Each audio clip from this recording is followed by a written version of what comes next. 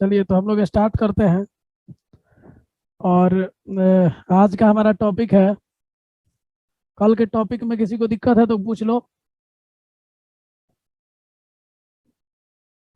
और नहीं दिक्कत है तो मंडे से रहेगा, 10 से 11 रहेगा क्लास। मंडे से 10 से 11 रहेगा। तो स्टार्ट करते हैं हम लोग। आज का हमारा टॉपिक है law of chemical combination. Law of chemical combination. जिन लोगों का कल क्लास थोड़ा गड़बड़ रह गया हो, आप लोग वीडियो देख लीजिएगा। ठीक है, सभी लोग वीडियो देख लेंगे और वीडियो देख करके अपना काम करेंगे। ठीक है, जिनको भी दिक्कत लग रहा है। चलिए, तो लॉ ऑफ केमिकल कॉम्बिनेशन हम लोग का आज का टॉपिक है। और इसमें दो तीन साइंटिस्ट ने मिल करके ये लॉ दिया था। ठीक है, जिसमें से एक नाम था एंटोनी लेवोजियर, जो कि फादर ऑफ केमिस्ट्री कहे जाते हैं। ठीक है, एटोनी एटोनी लेवोजियर। लेवोजियर, ठीक है। स्पेलिंग थोड़ा सा देख लीजिएगा आप लोग। जॉन डॉल्टन भी थे इसमें। जॉन डॉल्टन और भी कुछ साइंटिस्ट थे, and other scientist scientists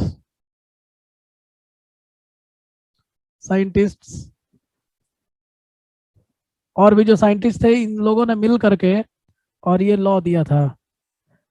formulate certain law.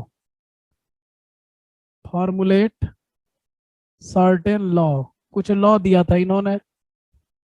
ठीक है, certain law concerning the composition of matter.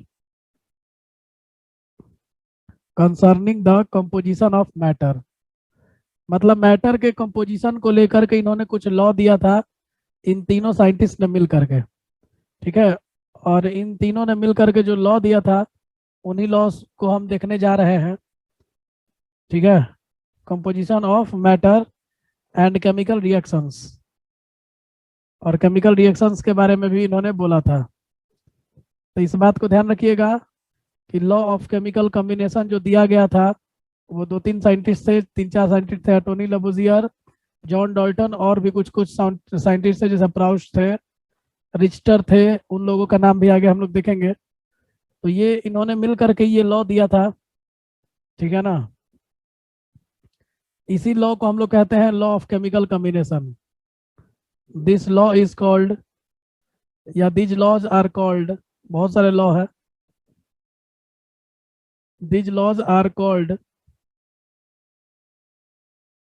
Law of chemical combination. Law of chemical combination. ठीक है, इसको लॉ ऑफ केमिकल कॉम्बिनेशन कहा जाता है, याद रखिएगा। इसमें जो सबसे पहला लॉ आता है और सबसे फेमस लॉ है, वह है law of conservation of mass. Law of conservation of मास। तो नाम से समझ में आ रहा है कि मास कंजर्व कराया जाएगा इस लॉ में। इसका मतलब यह है कि किसी भी केमिकल रिएक्शन के दौरान मास जो है वो कंजर्व रहता है। ठीक है, mass can neither be created nor be destroyed.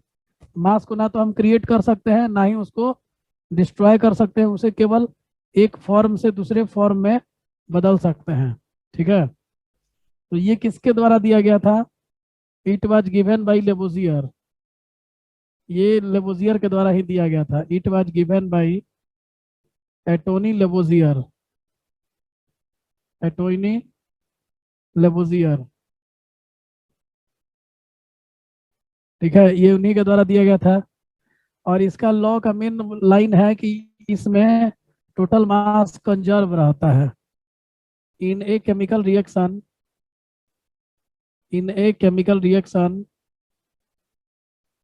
Total mass remains conserved. Total mass remains conserved. समझेगा एकदम आराम से, एक एक लॉ को ठीक से समझते हुए चलेंगे। टोटल मास रिमेन्स कंजर्व्ड, ठीक है ना। इस बात को आपको ध्यान रखना है। इट का मतलब है IE, इसका मतलब ये है कि mass before reaction is equal to mass after reaction. Mass before reaction is equal to mass after reaction. तो इस बात को ध्यान देना, इसी को हम लोग लॉ ऑफ कंजर्वेशन ऑफ मास कहते हैं, मास आफ्टर रिएक्शन। तो रिएक्शन के पहले का मास और रिएक्शन के बाद का मास दोनों आपस में सेम होता है, और सेम रहता है मतलब कोई चेंज नहीं होता है, और इसी को हम लोग कहते हैं लॉ ऑफ कंजर्वेशन ऑफ मास। ठीक है, तो इसको दूसरे शब्दों में हम लिख सकते हैं, और अकॉर्डिंग टू दिस लॉ, एक और तरीके से इसको डिफाइन कर सकते हैं, according to this law mass can neither be created, mass can neither be created, ये बुक्स में लगभग लिखा हुआ मिलेगा, mass can neither be created nor be destroyed, nor be destroyed, it can only transform from, it can only transform from one form to another form, one form to another form, एक form से दूसरे form में बदल जाएगा। ठीक है, one form to another form, this law is called, this is called law of conservation of mass, law of conservation of mass। तो बहुत ही सिंपल है, अगले पेज पे एग्जांपल देखते हैं। लेकिन ये लॉ जो है वो न्यूक्लियर रिएक्शन में कभी कभी फॉलो नहीं करता है।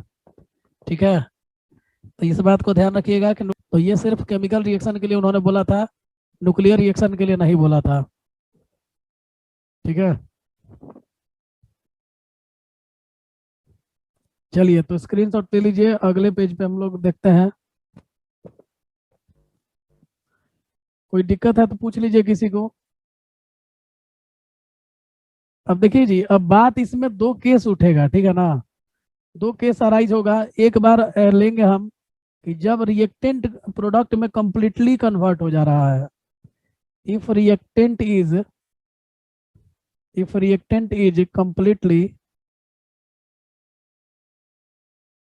completely converted into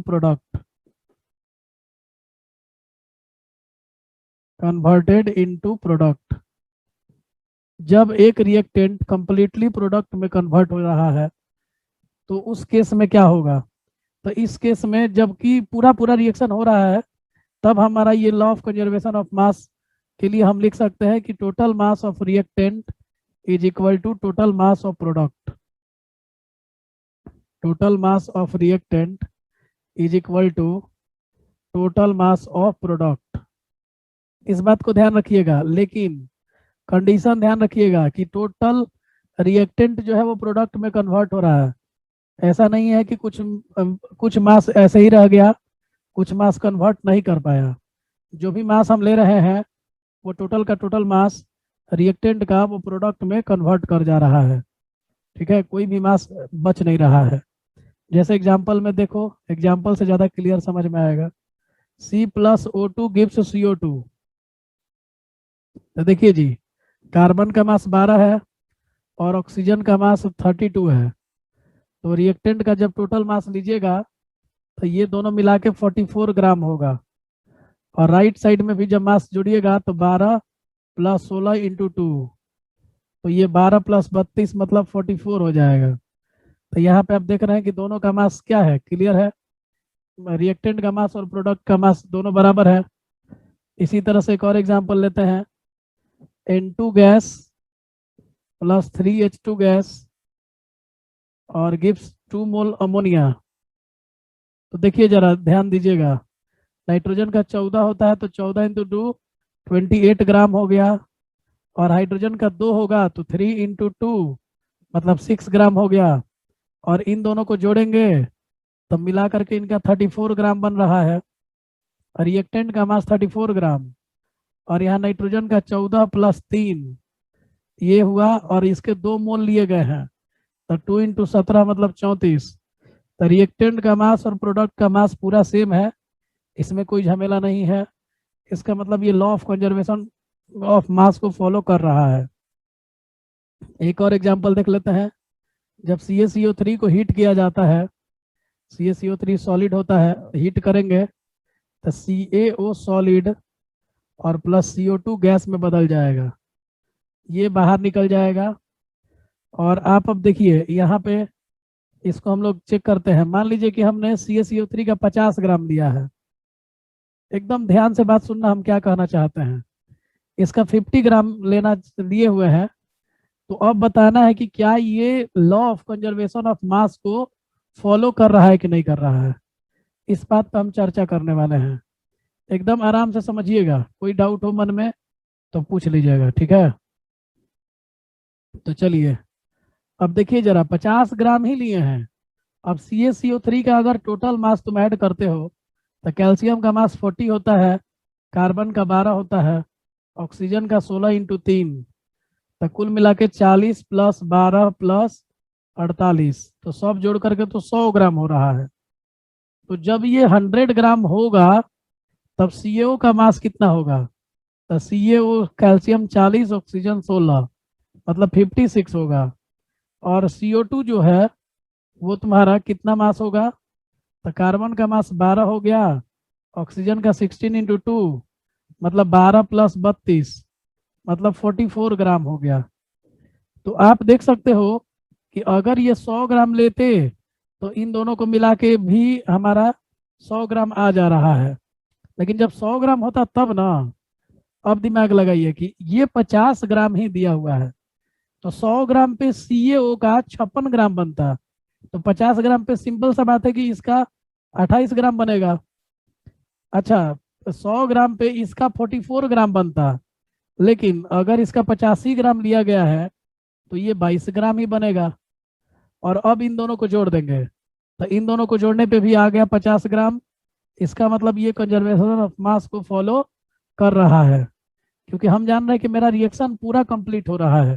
मैंने 50 ग्राम लिए हैं तो पूरा 50 ग्राम खपत हो रहा है।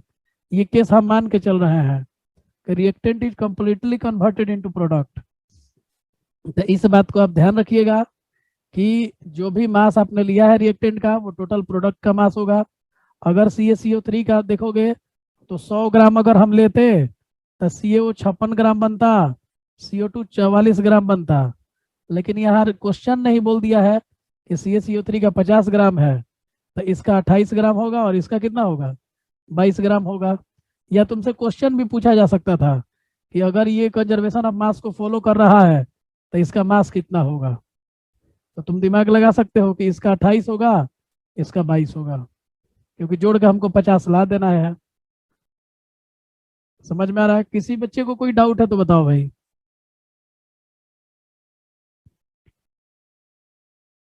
किसी को कोई डाउट है तो बताइए।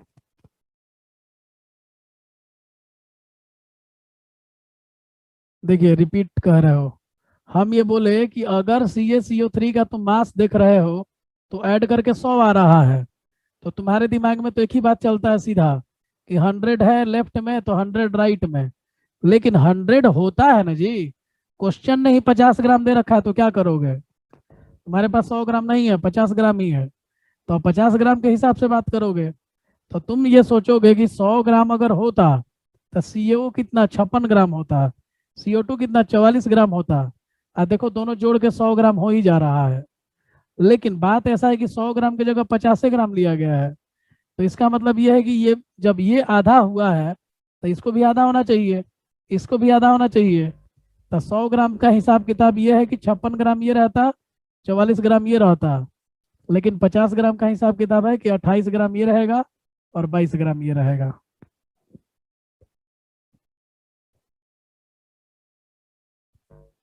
अरे यार 100 हम लिए हैं, 100 क्यों लिए हैं, 50 क्यों लिए हैं। एक बच्चा क्वेश्चन पूछ रहा है कि 50 क्यों लिए हैं।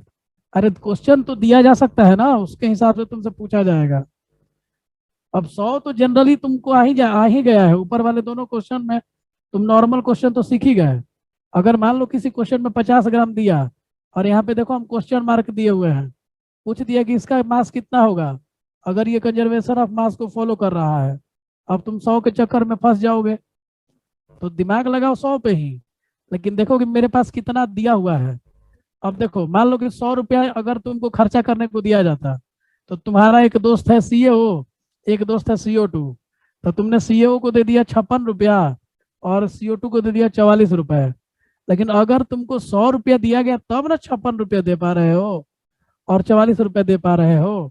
अगर तुमको 50 रुपया दिया जाता तो इसको 56 रुपया दे देते क्या, इसको 44 रुपये दे देते क्या।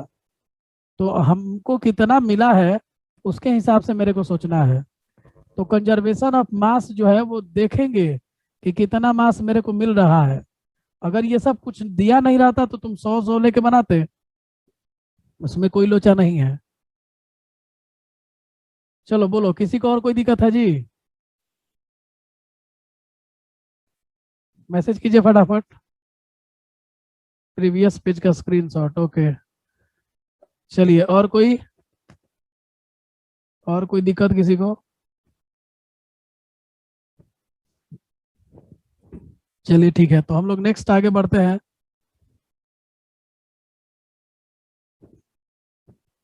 देखिए ये तो पहला केस था। अब देखो दूसरा केस कहाँ मामला फंसेगा। If reactant is not completely converted, if reactant is not completely converted,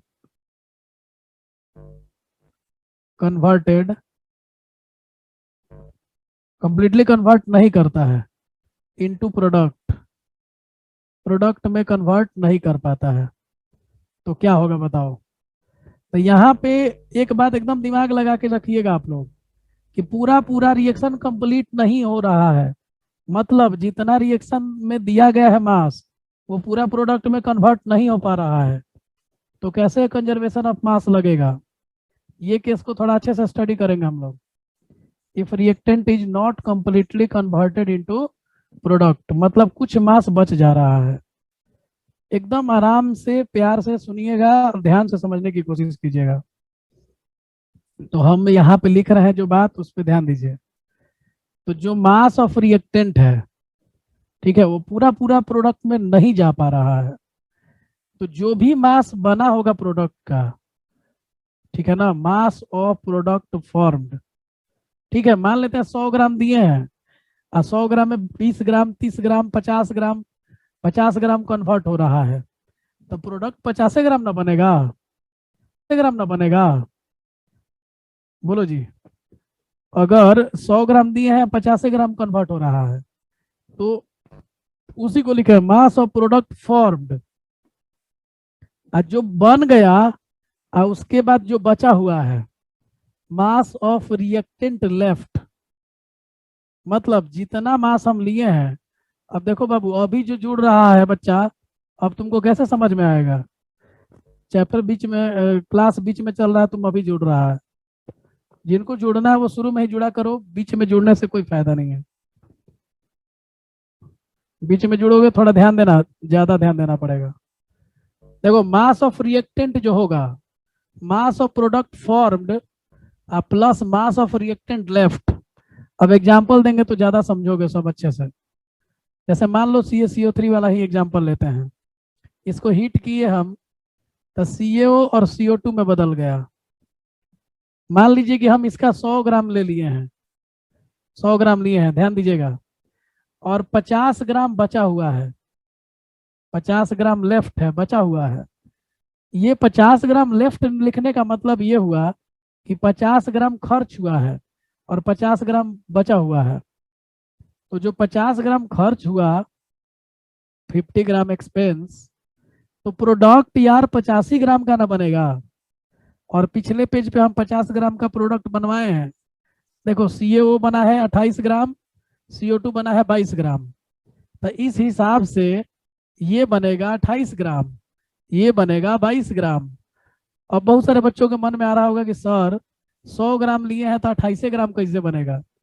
तो बात ऐसा है कि 100 ग्राम लिए हैं लेकिन रिएक्शन सिर्फ 50 ग्राम कर रहा है, 50 ग्राम अभी बचा हुआ है।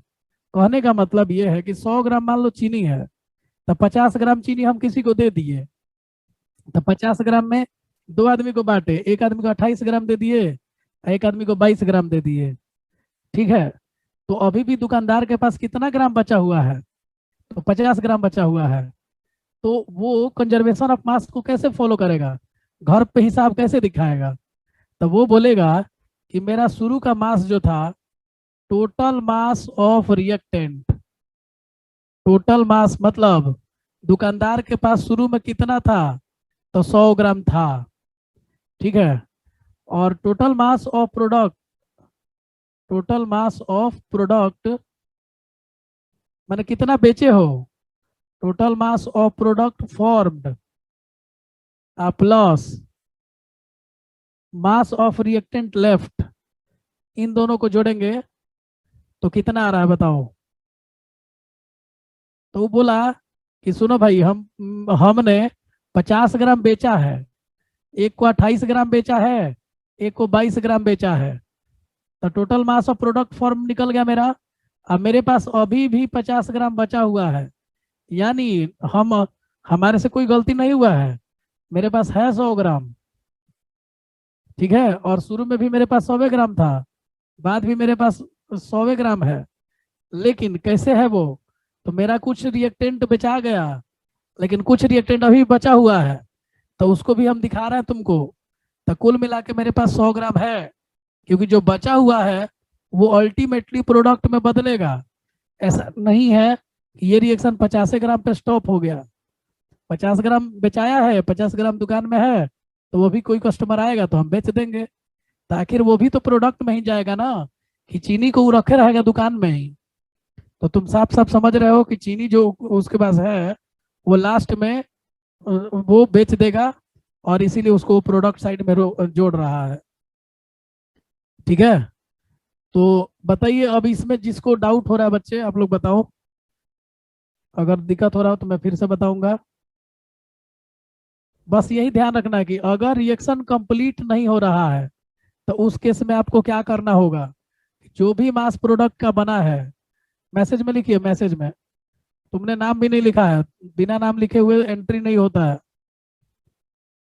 तो जो टोटल मास प्रोडक्ट में बना है और जो मास रिएक्टेंट का बचा है, उन दोनों को जोड़ दो। 100 ग्राम चीनी बेचना था, 50 ग्राम बेच दिए, तो और तो 50 ग्राम कैसे बेचे, हिसाब दे रहे हो तो बोले कि एक आदमी को 28 ग्राम दिए, एक आदमी को 22 ग्राम दिए। तो अब पूछा तुम्हारे घर वालों ने, कह रहे तेरे को तो 100 ग्राम दिया गया था।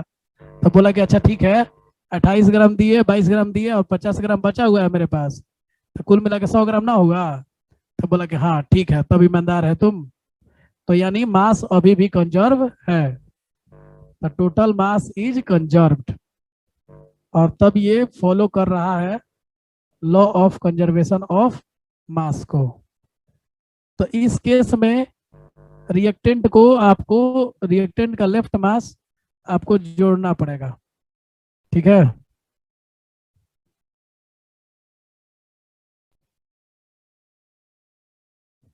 चलिए कोई दिक्कत है?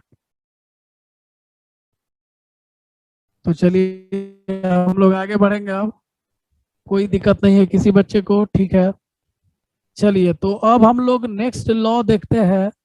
अब इसमें कुछ बचा नहीं है, एकदम आसानी से आप लोग कर लोगे। अगला हमारा है law of definite proportion, law of definite proportion. ठीक है, डेफिनिट प्रोपोर्शन या कांस्टेंट प्रोपोर्शन भी बोलते हैं, और करके लिख सकते हो लॉ ऑफ कांस्टेंट प्रोपोर्शन। तो बहुत ही सिंपल लॉ है और सभी लोग को आसानी से समझ में आ जाता है। इसमें यह बोला जाता है कि आप किसी एक पर्टिकुलर कंपाउंड को किसी भी सोर्स से लीजिए, 10 जगह से लीजिए, उसका कंपोजिशन हमेशा सेम रहेगा, उसके कंपोजिशन में कोई चेंज नहीं आएगा। समझ में आया? तो इस बात को ध्यान रखिएगा। कि जैसे पानी आप ले लीजिए, पानी आप कहीं से लीजिए, समुद्र का पानी लीजिए, नदी का पानी लीजिए, नहर का पानी लीजिए, रिएक्शन से पानी आएगा। या फिर आप कहीं से भी पानी ले लो, वाटर फ्रॉम एनी सोर्स आप ले लीजिए, आपका वाटर का फॉर्मूला H2O ही रहेगा, और वाटर का कॉम्बिनेशन 2 हाइड्रोजन और 1 ऑक्सीजन ही रहेगा, 2 ग्राम हाइड्रोजन और 16 ग्राम ऑक्सीजन ही रहेगा। तो ना फार्मूला चेंज होगा, ना मास चेंज होगा, हर समय उसका सब कुछ सेम रहेगा। ठीक है, तुम किसी भी सोर्स से ले आओ, उससे कोई मतलब नहीं है। ठीक है, तो इसको हम लिख देते हैं, ये प्राउस्ट के द्वारा दिया गया था। It was given by Joseph Proust. It was given by Joseph Proust. ये तुम लोगों ने 9th में पढ़ा होगा, जोसेफ प्राउस्ट के द्वारा दिया गया था।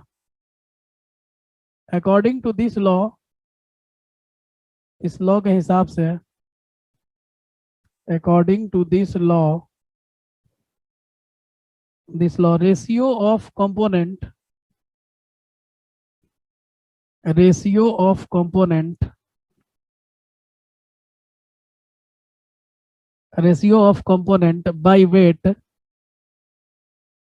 by weight remains same, by weight remains same रहता है। No matter,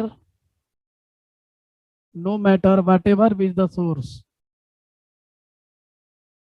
no matter whatever with the source. क्या सोर्स है इससे कोई मतलब नहीं है। और no matter from where it is taken, और no matter from where it is taken, कहाँ से लिया गया है, कैसे आया है, कोई मैटर नहीं है। एक पर्टिकुलर कंपाउंड का कंपोजिशन हमेशा सेम रहेगा। ठीक है, इट इज टेकन, और what is the method of preparation, what is the method of preparation, या किस मेथड से इसको प्रिपेयर किया गया है, ये भी कोई मैटर नहीं है। ठीक है, तो इस बात को आप ध्यान रखिएगा। अब जैसे देखिए, मान लीजिए कि H2O वाला एग्जांपल ज्यादा आसान है, समझ में आ जाता है। H2O में क्या है बताओ, तो हाइड्रोजन और ऑक्सीजन है। अगर तुम मान लो कि रेनी वाटर लेते हो, बरसात का पानी ले लेते हो, तो रेनी वाटर का क्या हाइड्रोजन का मास 2 और 16 ना रहेगा क्या? हाइड्रोजन का 2 रहेगा, ऑक्सीजन का 16 रहेगा। क्या अगर समुद्र का पानी ले लेंगे, सी वाटर, तो इसका कंपोजिशन चेंज हो जाएगा? बिल्कुल भी चेंज नहीं होगा। क्या मिनरल वाटर लेंगे तब फॉर्मूला चेंज हो जाएगा? तो इसमें भी तुमको पता है कि नहीं होगा चेंज। रिएक्शन से पानी लेंगे, टैप वाटर, नल नल से पानी ले ले, तो क्या चेंज होगा? नहीं चेंज होगा। और वाटर फ्रॉम रिएक्शन ले ले तो भी कोई चेंज नहीं होगा। वाटर से भी रिएक्शन ले ले, नदी नदी का पानी ले, नहर का पानी ले, नाली का पानी ले, रिएक्शन से पानी आए, सबका फॉर्मूला सेम रहेगा। CO2 किसी भी सोर्स से लो, यहाँ पे लो, माउंटेन पे लो, कहीं भी लो, तो 12:32 ही रहेगा इसका मास का रेशियो। और इसको सिंप्लीफाई करोगे तो 3:8 ही मिलेगा। समझ गए, कहीं से भी तुम ले आओ। अब देखो, जैसे मान लो ये C+O2 से आया है CO2, इसको हम थोड़ा ऐसे दिखा देते हैं, इधर की तरफ एरो। C+O2 से मिलकर CO2 आया, रिएक्शन से आया, तो क्या CO2 का मास अलग है? और CaCO3 से टूट के भी जो आएगा CaO और प्लस CO2, तो इसमें भी कहानी तो वही रहेगा, 12:32, कार्बन का 12, ऑक्सीजन का 32, और इन दोनों का रेशियो 3:8। तो मास का रेशियो इनका कभी भी चेंज होने वाला नहीं है। समझ में आ रहा है? तो ये ध्यान रखिएगा कि किसी पर्टिकुलर कंपाउंड का कंपोजिशन जो है वो हर जगह सेम रहेगा। आप whatever with the method, whatever with the source, whatever with the method of preparation, कैसे आपने तैयार किया है कोई मैटर ही नहीं है। ये आपका हमेशा इस लॉ को फॉलो करेगा। समझ गए? इसी लॉ को कहते हैं लॉ ऑफ कांस्टेंट प्रोपोर्शन। ठीक है, एक क्वेश्चन लिखते हैं, आप लोग इस क्वेश्चन को बनाइएगा। ठीक है, तो इसको लैंग्वेज में भी चाहो तो लिख सकते हो, पानी वाले को थोड़ा लैंग्वेज में लिख देते हैं ताकि नोट्स आपका प्रॉपर रहे। तो लिख सकते हैं हम लोग कि inverter, inverter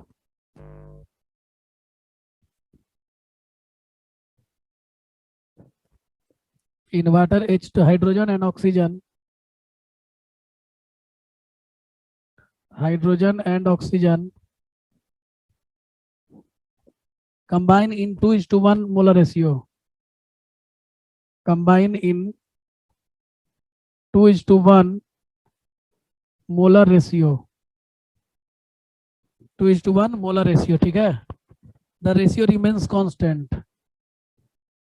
the ratio remains constant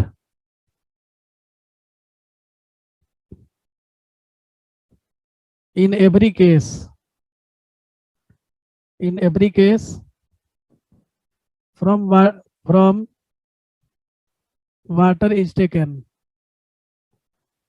from where water is taken, जहां से वाटर को लिया जाएगा, जहां से भी वाटर को लिया जाए, ये तुम्हारा हमेशा कंपोजिशन इसका सेम रहेगा, ये कभी बदलने वाला नहीं है, ठीक है।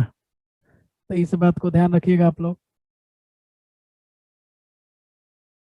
और यहाँ पे समझाए हैं कि C+O2 से CO2 आए या CaCO3 के हीट करने से CO2 आए, दोनों केसेस में CO2 का कंपोजिशन सेम ही है, ये आपस में चेंज होने वाला नहीं है। चलिए तो स्क्रीनशॉट ले लीजिए, अगले पेज पे क्वेश्चन लिखते हैं।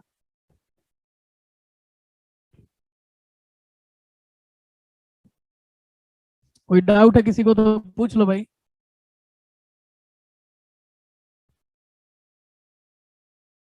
कोई डाउट नहीं है, चलिए तो हम लोग आगे बढ़ते हैं और क्वेश्चन देखते हैं। क्वेश्चन है कि 1.80 ग्राम, सभी लोग ट्राई करेंगे, of a certain metal, of a certain metal, metal burnt in oxygen, burnt in oxygen,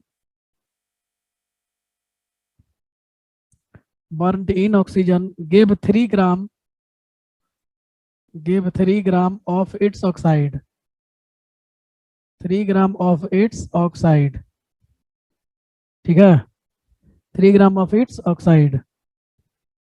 इसके बाद कह रहा है कि 1.50 ग्राम, 1.50 gram of the same metal, सभी लोग कॉपी कलम निकाल लीजिए और इस क्वेश्चन को बनाने की कोशिश कीजिए। The same metal heated in steam, heated in steam, steam gave 2.50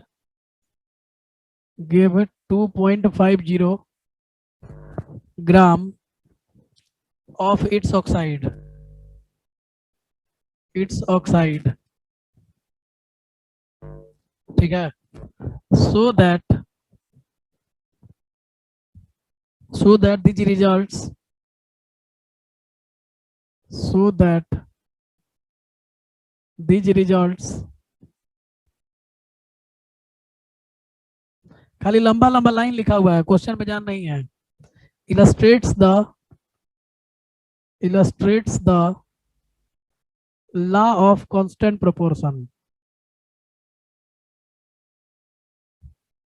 law of constant proportion, ठीक है। सभी लोग स्क्रीनशॉट ले लीजिए और कलम कॉपी निकाल लीजिए, ठीक है। और क्योंकि मीटिंग एंड होने वाला है, आप लोग को 2-3 मिनट का टाइम दे रहे हैं, क्वेश्चन आप लोग बनाइए, ठीक है।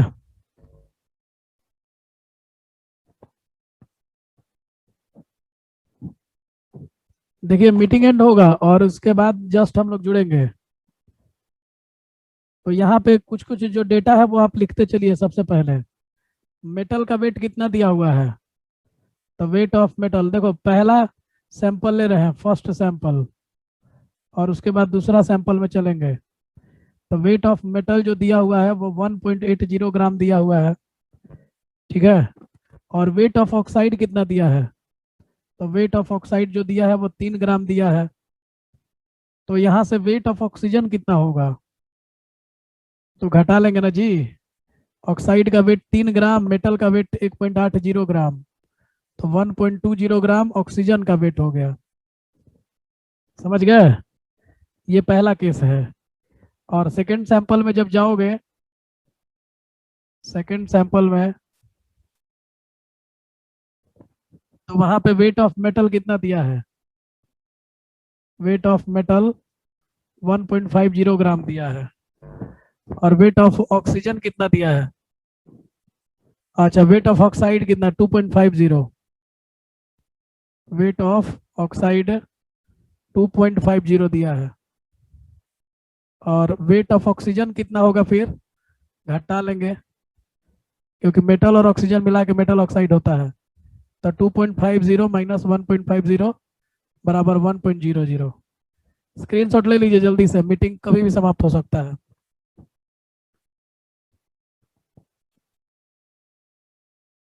और अब आप प्रूफ कीजिए कि ये कैसे फॉलो कर रहा है लॉ ऑफ कांस्टेंट प्रोपोर्शन को।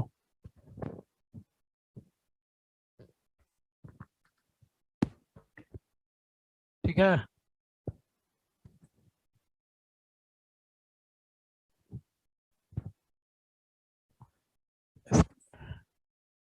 स्क्रीनशॉट लीजिए जल्दी से बनाइएगा, मीटिंग जुड़ेंगे और तुरंत डिस्कस कर देंगे, आधा काम कर चुके हैं।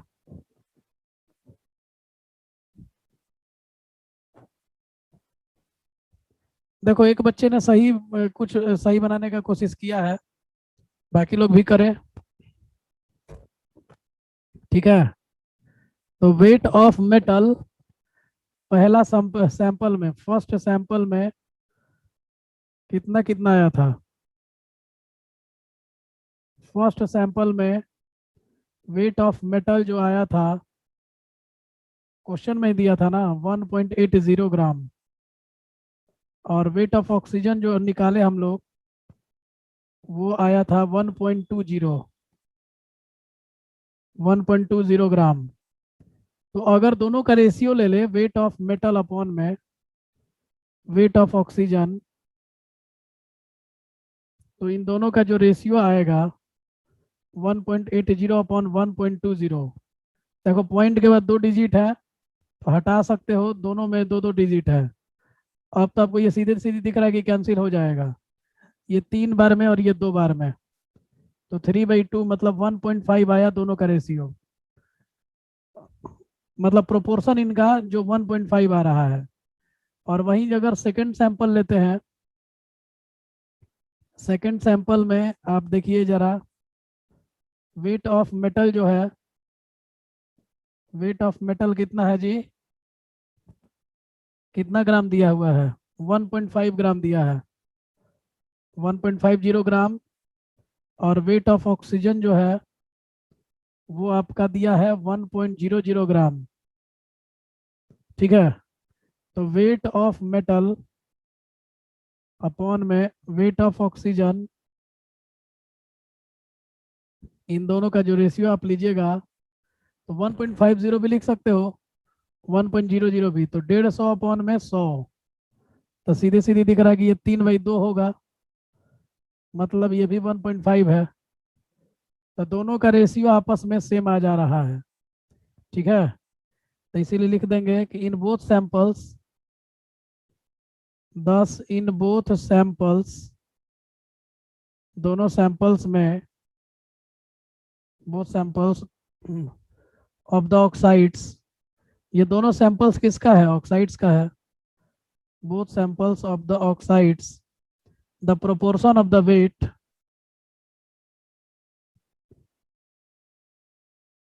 the proportion of the weight, the proportion of the weight of the metal and oxygen, the proportion of the weight of metal and oxygen, the weight of the metal and oxygen are fixed, oxygen are fixed, metal और oxygen का जो proportion है वो fix है, इसीलिए hence these follows, these both samples follow, these both samples follow the law of constant proportion, law of constant proportion or law of definite proportion or law of definite proportion। इस बात को ध्यान रखिएगा, screenshot ले लीजिए, कोई doubt है तो किसी को पूछ लीजिए।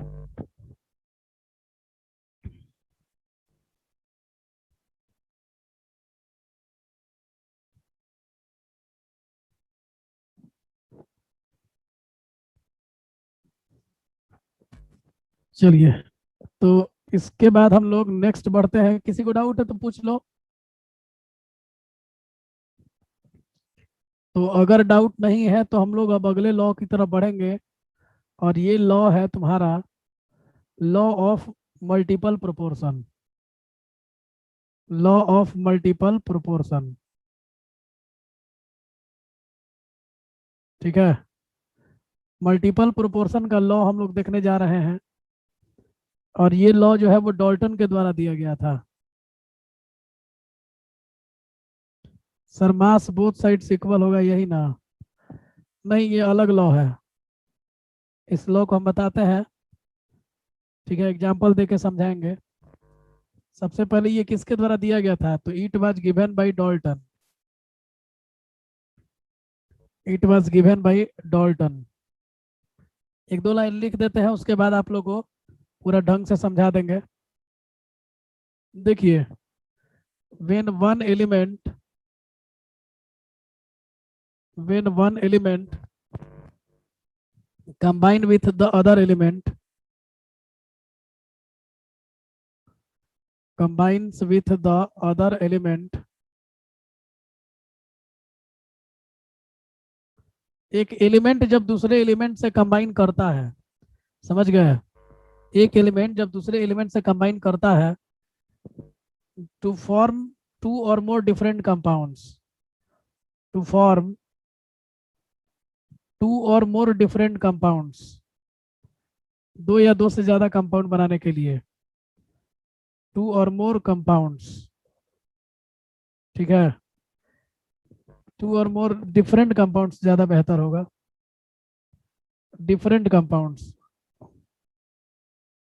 जब भी दो लोग कंबाइन करेंगे तो दो या दो से ज्यादा डिफरेंट कंपाउंड्स बनाएंगे।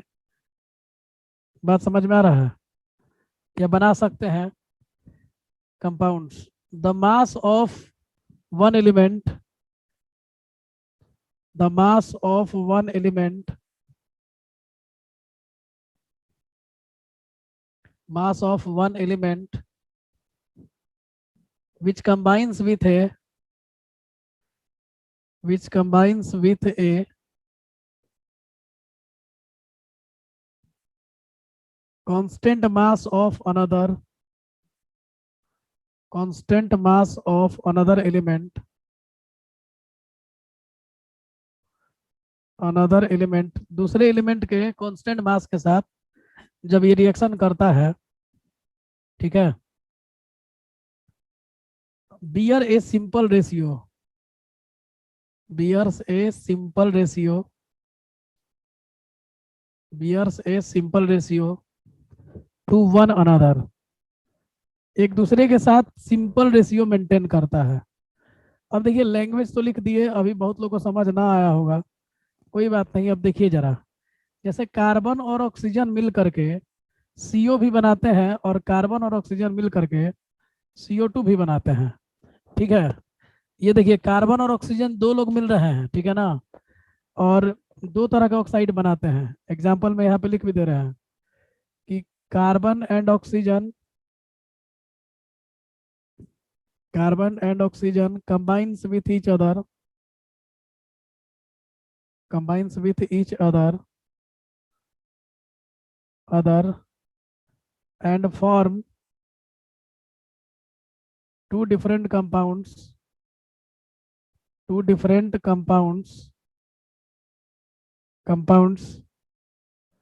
carbon monoxide and carbon dioxide, carbon monoxide and carbon dioxide. तो दोनों बन जाता है इनसे, ठीक है। जब कार्बन और ऑक्सीजन मिलेंगे तो कार्बन ऑक्सीजन मिलकर सीओ जब बना रहा है तो सीओ में कार्बन का मास 12 है और ऑक्सीजन का मास 16 है।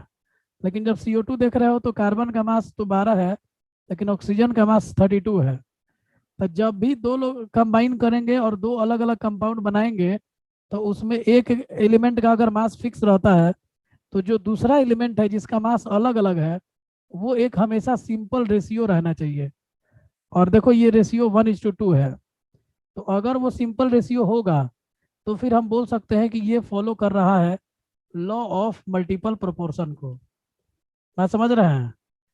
ध्यान से समझिएगा। अब जैसे देखिए एक और एग्जांपल, हाइड्रोजन और ऑक्सीजन मिल करके H2O बनाते हैं और हाइड्रोजन और ऑक्सीजन मिल करके ही H2O2 बनाते हैं। H2O तो खूब तुम लोगों ने सुना होगा वाटर, और H2O2 नहीं सुने हो तो आज सुन लो, इसको कहते हैं हाइड्रोजन पर ऑक्साइड। हाइड्रोजन पर ऑक्साइड, हाइड्रोजन पर ऑक्साइड कहते हैं, ठीक है। अब जरा मिलाइए, दिमाग दिमाग लगाइए थोड़ा सा। H2O में हाइड्रोजन का मास 2 है, ऑक्सीजन का मास 16 है, और H2O2 में हाइड्रोजन का मास 2 है, ऑक्सीजन का मास 32 है। तो देखो एक का मास कांस्टेंट है, एक एलिमेंट फिक्स है, तो दूसरा जो डिफरेंट एलिमेंट है जिसका मास अलग अलग है तो उनका जो आपस में रेशियो है 16:32 है। यानी वो एक सिंपल रेशियो है। अगर सिंपल रेशियो आ रहा है तो हम बोलेंगे कि ये लॉ ऑफ कांस्टेंट प्रोपोर्शन को फॉलो कर रहा है। तो सिंपल एकदम बात दिमाग में छापिए एक लाइन में कि जब भी दो लोग कंबाइन करेंगे, दो या दो से ज़्यादा कंपाउंड बनाएंगे, एक का मास फिक्स रहेगा तो दूसरे का जो डिफरेंट मास है वो हमेशा एक सिंपल रेशियो अगर मेंटेन करेगा तो वो इस लॉ को फॉलो करेगा। अगर सिंपल रेशियो नहीं हुआ तो वो इस लॉ को फॉलो नहीं करेगा। बोलिए, कोई दिक्कत है किसी को? किसी बच्चे को दिक्कत है तो बोलो, एक दो और एग्जांपल कराएंगे और क्लियर हो जाएगा। चलिए, कोई डाउट नहीं है किसी को तो एक दो एग्जांपल और करा दे रहे हैं ताकि आप लोग को पूरी तरह क्लियर हो जाए। अब जैसे देखिए एक बहुत बड़ा एग्जांपल लेते हैं, नाइट्रोजन और ऑक्सीजन मिल रहे हैं और N और O मिल करके डिफरेंट रेशियो में मिलेंगे तो क्या क्या बनाएंगे बताइए। मान लीजिए N2O बनाया, NO बनाया, N2O3 बनाया, N2O4 बनाया, N2O5 बनाया।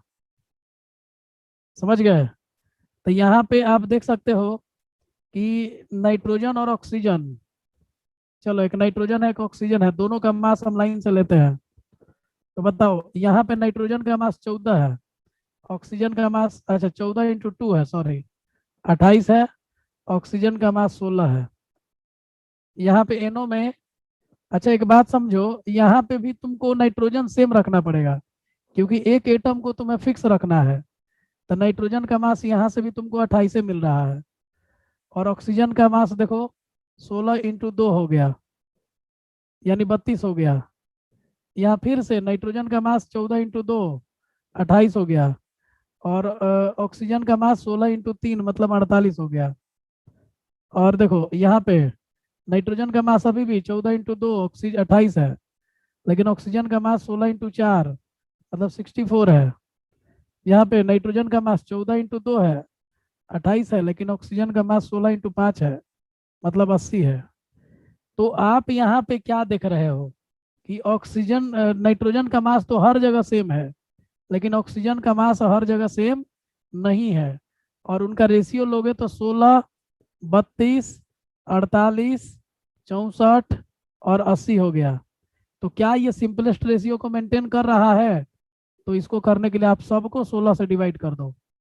तो जब तुमने सबको 16 से डिवाइड किया तो तुम देखो यहाँ पे ये 1 हो गया, ये 2 हो गया, ये 3 हो गया, ये 4 हो गया, ये 5 हो गया। तो ये देखो सिंपलेस्ट रेशियो है। समझ में आ रहा है?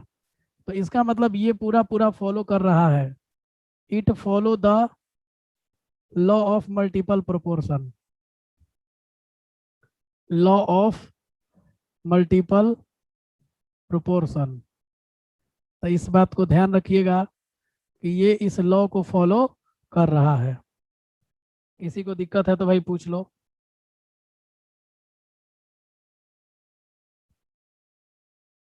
चलो, 1 एटम का मास इक्वल होना चाहिए, बिल्कुल। एक एटम का मास को आप फिक्स रखिए और दूसरे एटम का मास आप लोग को ये रखना पड़ेगा। ठीक है, एक एटम का मास हमेशा फिक्स रखिए और दूसरे एटम का मास बदलने दीजिए।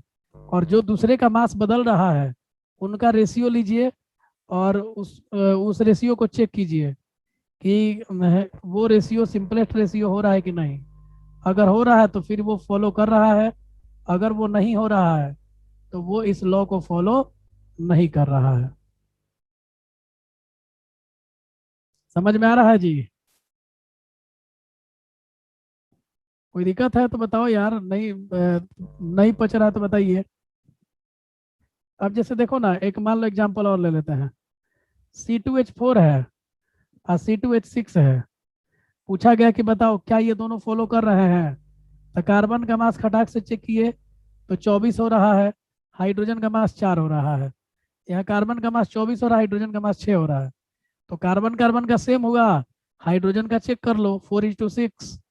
तो ये होल नंबर रेशियो मिल गया ना हमको, 2:3, मतलब ये फॉलो कर रहा है। समझ गए? अब एक और एग्जांपल देख लो। NO और NO2, बताओ। N14 oxygen 16, N14 oxygen 32। तो एक का मास फिक्स है तो दूसरे के डिफरेंट मास को पकड़ो। तो 16:32, 1:2 है, मतलब सिंपलेस्ट रेशियो है। सिंपलेस्ट रेशियो होना चाहिए ना कि कटा सके दोबारा। ठीक है, तो बोलेंगे कि ये इस लॉ को फॉलो कर रहा है। ठीक है, तो चलिए इतना काफी है आज के लिए। स्क्रीनशॉट ले लीजिए, मीटिंग समाप्त कर रहे हैं।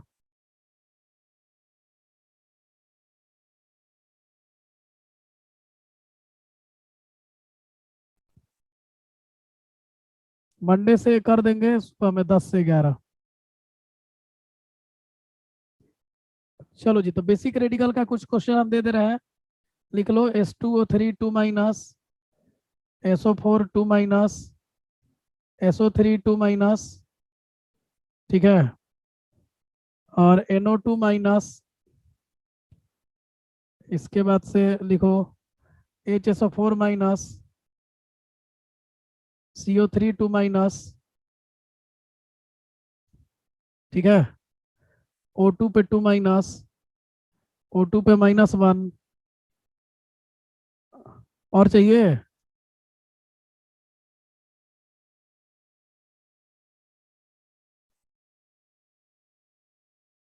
S2O7 2-, CrO4-, MnO4-, Cr2O7 2-। लो बनाओ, इतना बना लेना, प्रैक्टिस कर लेना, काफी है।